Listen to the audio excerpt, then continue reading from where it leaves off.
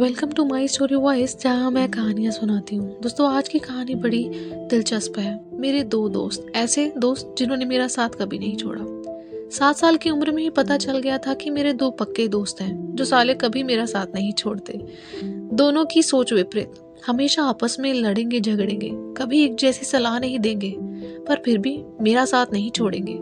बचपन की एक बात बताता हूँ। दादू जब घर पर आते थे तो अपनी कमीज खूंटे पर टांग देते हैं।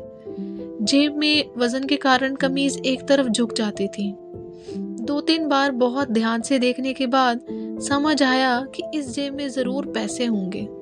बस फिर क्या, मेरे पहले दोस्त ने मुझे झट से कहा, बेटे यही सही मौका है, कोई नहीं देख रहा है, कमीज तेरे सामने है और एक झटके में वो पैसे तेरे हो सकते हैं, तो देख क्या रहा है, फटाफट से एक हाथ मार ले, किसी को कानो कान खबर नहीं होगी।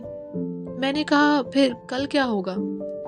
दोस्त बोला, कल का क्या, कल देखेंगे, आज क्यों सोचना, वैसे भी कल कौन सा तुम्हें कोई कुछ बोलेगा। मैंने उसकी बात मान के फौरन कमीज की तरफ बढ़ा और जैसे ही हाथ कमीज पे लगाया, फौरन मेरा दूसरा दोस्त बोला, ये क्या कर रहा है बे, दिमाग खराब हो गया है क्या तेरा?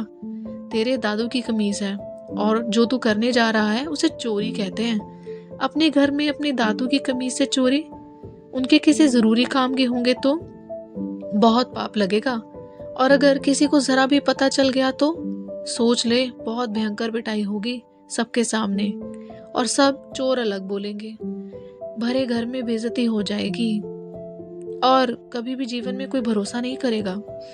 मैं डर गया और रुक गया। तभी पहला दोस्त बोला, अरे कहाँ इतना सोच रहा है, और अभी कोई नहीं देख रहा, जरा सोच, इन पैसों से तू बिस्किट, लॉलीपॉप, संतरे की गोली, लड्डू, आइसक्रीम खरीद सकता है, झूले पे जा सकता है, पतंग ले सकता है, और ये सब कल नहीं मिलेगा। आज अगर तूने ये मौका छोड़ दिया तो सब कुछ छोड़ दिया, झट से हाथ मार और निकल ले। बस अब मुझसे रहा नहीं गया और मैंने आओ देखा ना ताओ और झट से हाथ मार के जो कुछ मुट्ठी में आया जेब से निकाल लिया और घर के बाहर भाग गया। माथे पे पसीना, मन में डर, और हाथ खोल के देखा तो 50 रुपए। वाह! इतने में माँ ने जोर से आवाज लगाई, चिंटू कहाँ है तू, तैयार हो जा, मेले जाना है। और जहाँ मेले का सुना तो यह तो सोने पे सुहागा हो गया। इधर पैसे मिले नहीं कि मेले जाने की तैयारी। हम लोग खुशी खुशी मेले पहुंच गए। हर तरफ रंग बिरंगी झालरें, हर तरफ झूले, दुकानें और जगमगाती झालर, ट्यूब लाइट, इतने बड़े बड़े गोल झूले। थोड़ी आगे गए तो गरम गरम पकवान और उसके आगे तो टॉफी बिस्कुट की दुकानें। अब तो मन पूरी तरह से ललचाने लगा। ज़बान पे पानी रुक ही नहीं रहा, हाथ बार बार जेब में जा रहा है और उन 50 रुपयों को मसल रहा है। मन तो कर रहा था कि उस 50 रुपए से आज सारी दुनिया खरीद ही ले। मेरा दूसरा दोस्त, जिसका नाम देव था, तभी बोला, रुक राजू, अगर तूने 50 रुपए जरा भी बाहर निकाले तो माँ को क्या जवाब देगा जब वो पूछेगी कहाँ से आए इतने पैसे, और तू पकड़ा जाएगा। तुझसे ज्यादा माँ को तकलीफ होगी। हाँ, अगर तुझे कुछ खरीदना ही है तो माँ से पैसे ले ले। तभी मेरा पहला दोस्त, जिसका नाम दुष्ट है, फौरन बीच में टपक के बोला, अरे कहाँ तू माँ से 1-2 रुपए लेगा, सोच जरा, 50 रुपए से सारा संसार अब तेरे चरणों में आ सकता है। मैंने माँ की तरफ देखा, वो मुझसे मुस्कुरा के पूछती है, चिंटू बोल तुझे क्या चाहिए, दादू ने तेरे लिए कुछ पैसे दिए हैं, आज तो जो चाहे ले, जहाँ चाहे घूम ले और जहाँ चाहे जो चाहे खा ले। बस माँ के उन शब्दों के आगे पूरी दुनिया छोटी सी लगने लगी। दादू ने माँ को मेरे लिए पहले से ही पैसे दिए हुए थे, वो यहाँ नहीं होते हुए भी मेरा इतना ख्याल रखते हैं। अब यह 50 रुपए बहुत छोटे लगने लगे।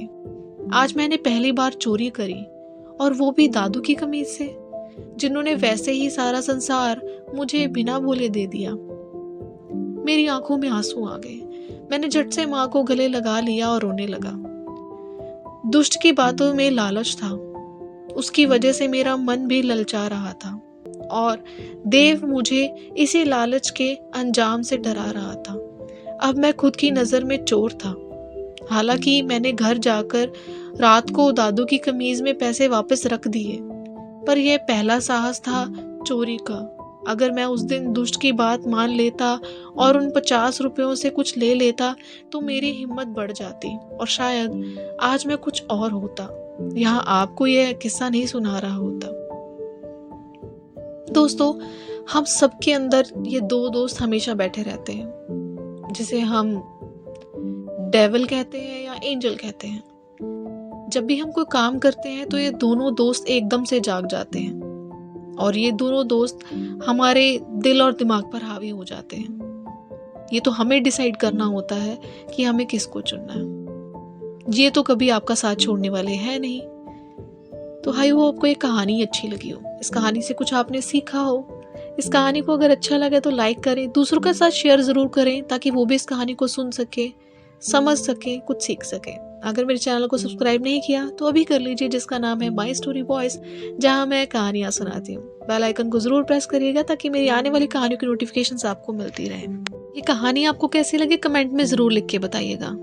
तो चलिए फिर मिलते हैं अगली बार नई कहानी के साथ, नई सोच के साथ, नए विचार के साथ। Thanks for watching and listening my story voice, जहाँ मैं कहानियाँ सुनाती हूँ।